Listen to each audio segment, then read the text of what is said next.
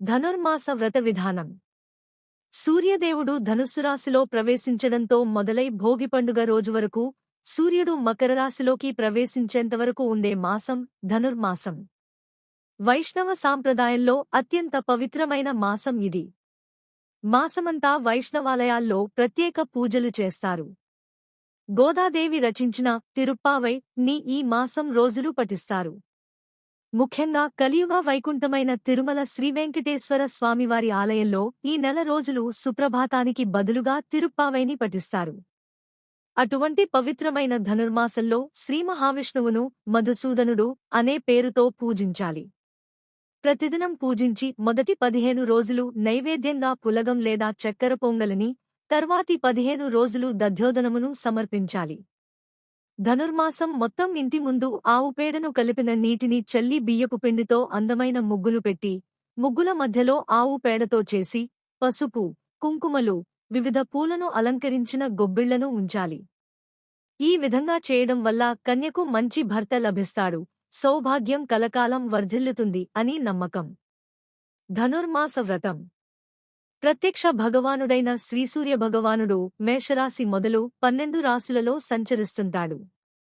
ద్వాదశాత్మడైన ఆదిత్యుడు తన దివ్యయాత్రలో ధనస్సు రాశిలోనికి ప్రవేశిస్తూనే ధనుర్మాసం ప్రారంభమై సూర్యుడు మకర రాశిలోనికి ప్రవేశించేంతవరకు, అంటే మకర సంక్రాంతి పర్వదినం ముందు రోజు భోగి వరకు ఉంటుంది. ఈ నెల రోజుల పాటు ధనుర్మాస వ్రతం ఆచరించాలి. ధనుర్మాసం గురించి మొదట బ్రహ్మదేవుడు స్వయంగా నారద మహర్షికి వివరించినట్లు పురాణకథనం. ధనుర్మాస వ్రత ప్రస్తావన, మహాత్మ్యాలు బ్రహ్మాండ, భాగవత ఆదిత్య పురాణాల్లో, నారాయణ సంహితలో కనిపిస్తుంది.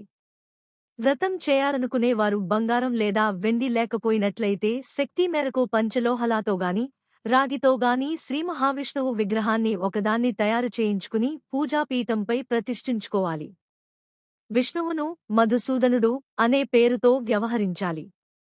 ప్రతిరోజు సూర్యోదయానికి కంటే 5 ఘడియలు ముందుగా నిద్రలేచి కాలకృత్యాలను పూర్తి చేసుకుని, తలస్నానం చేసి నిత్యపూజలు, సంధ్యావందనాలను ముగించి, తరువాత ధనుర్మాస వ్రతాన్ని ఆచరించాలి. మధుసూదన స్వామిని ఆవు పాలు, కొబ్బరి నీరు, పంచామృతాలతో అభిషేకించాలి.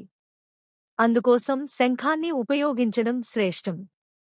శంఖంలో అభిషేక ద్రవ్యాలను ఒక్కొక్కదానినే నింపుకుని అభిషేకం చేయాలని శాస్త్రవచనం. తర్వాత తులసీ దళాలతోనూ, వివిధ రకాలైన పుష్పాలను ఉపయోగించి స్వామివారిని అష్టోత్తర శతనామాలతోగాని, సహస్రనామాలతోగాని పూజించాలి. నైవేద్యంగా మొదటి 15 రోజులు చక్కెర పొంగలి నిగాని, బియ్యం, పెసరపప్పు కలిపి వండిన పులగన్నుగాని సమర్పించాలి. తర్వాత 15 రోజులు దధ్యోదనం నైవేద్యంగా సమర్పించాలి. తర్వాత ధూప, దీప, దక్షిణ, తాంబూలాలను సమర్పించి నమస్కరించుకోవాలి. మధుసూదన స్వామివారిని పూజించడంతో పాటు బృందావనంలో తులసిని పూజించాలి. ఈ మాసమంతా విష్ణుపురాణాన్ని, విష్ణుగాథలను చదువుతూగాని, వింటూగాని గడపడం, వైష్ణవాలయాలను దర్శించడం చేయాలి. ఈ విధంగా ప్రతిరోజు ధనుర్మాసం మొత్తం ధనుర్మాస వ్రతాన్ని ఆచరించడం శ్రేష్టం.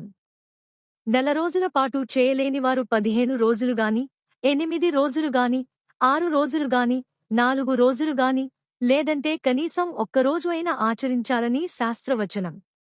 వ్రతాన్ని ఆచరించడం పూర్తయ్యాక శ్రీమధుసూదన స్వామివారి విగ్రహాన్ని మధుసూదన దేవేశ ధనుర్మాస ఫలప్రద తవ మూర్తి ప్రదానేన మమసంతు మనోరథాః అనే శ్లోకాన్ని పఠిస్తూ పండితుడికి దానం ఇవ్వాలి.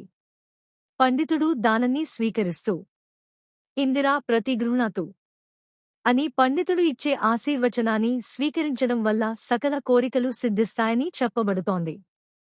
ఈ విధంగా ధనుర్మాసవ్రతాన్ని ఆచరించడం వలన కోరిన కోరికలు తీరడంతో పాటు ఇహలోకంలో సౌఖ్యం, పరంలో మోక్షం సిద్ధిస్తుందనేది పురాణ కథనం. ధనుర్మాసవ్రతాన్ని ఒక్కరోజు ఆచరించడం వల్ల 1000 సంవత్సరాల పాటు నిత్యం వివిధ దేవతలను ఆరాధించినంత ఫలం లభిస్తుందనేది పండితుల అభిప్రాయం. కాత్యాయని వ్రతం లేక శ్రీ వ్రతం. ఈ వ్రతాన్ని ధనుర్మాసంలో వివాహం కాని అమ్మాయిలు ఆచరించాలని చెప్పబడుతోంది. పూర్వం ఈ వ్రతాన్ని స్వయంగా శ్రీకృష్ణుడి సలహా మేరకు గోపికలు ఆచరించి శ్రీకృష్ణుడినే భర్తగా పొందినట్లు కథనం. శ్రీ గోదాదేవి ఈ వ్రతాన్ని ఆచరించి శ్రీరంగనాథుడిని భర్తగా పొందినట్లు పురాణాలు వెల్లడిస్తున్నాయి. వ్రత విధానం: ధనుర్మాసంలో ప్రతిరోజూ తెల్లవారుజామునే నిద్రలేచి కాలకృత్యాలు తీర్చుకుని తలస్నానం చేయాలి. ఇంటి ముందు శుభ్రపరిచి పేడనీటితో కళ్ళాపి చల్లి బియ్యపు పిండితో ముగ్గులను తీర్చిదిద్ది ముగ్గుల మధ్యలో ఆవుపేడతో చేసిన గొబ్బిళ్లను ఉంచి వాటిని గుమ్మడి, బీర, చామంతి, బంతి వంటి పూలతో అలంకరించి నమస్కరించాలి. అనంతరం కాత్యాయనీదేవిని షోడశోపచారాలు, అష్టోత్తరాలతో పూజించి నైవేద్యం సమర్పించాలి.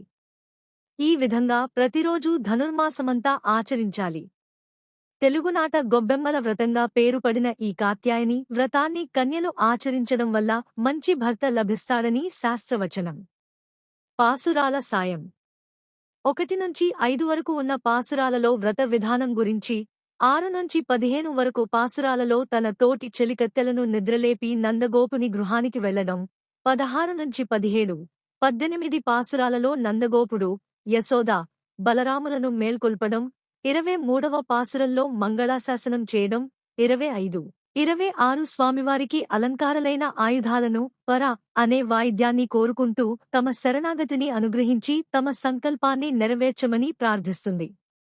27వ పాసురంలో పరమాత్మకు, జీవాత్మకు గల సంబంధాన్ని కూడారై ప్రసాదంతో పోల్చి వివరించింది.